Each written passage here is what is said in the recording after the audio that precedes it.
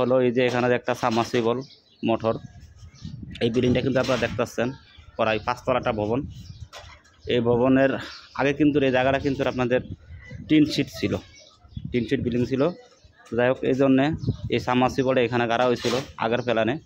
পরে ওখানকার প্ল্যান করতে যায় দেখা গেছে সাবমার্সিবলটা এই যে একটা গলি হবে, গলির ভিতরে ফিরে যাচ্ছি গা।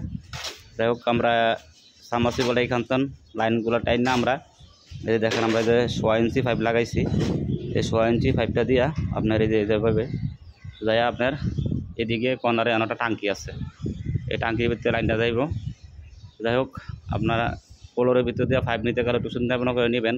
ক্লিয়ার দেখা গেছে পোলোর নিচে যদি বালু যদি হাফ ডাউন করে তাহলে পাইপটা কিন্তু ফাঁসা জায়গা। তার জন্য আমরা এই দেখেন এখানে একটা ইট দিছি, এখানে একটা ইট দিছি, ইট দিয়ে আমরা এই পাইপটারে একটু মজবুত করে বসিয়ে নিছি। ভিউজ এই যে আমরা পাইপের 2 মাথায় 2 সাইডে এই যে বালু দিয়ে সুন্দর মতন দাম দিয়ে যাচ্ছি, যেমন পাইপটা কালকে আড়াই হবে তো লস না হয়, তার জন্য আমরা দামগুলো সুন্দর মতন দিয়ে দিব। তো যাই হোক আশা করি সবাই আমার কথাটা বুঝতে পারছেন। সবাই ভালো থাকেন। আসসালামু আলাইকুম।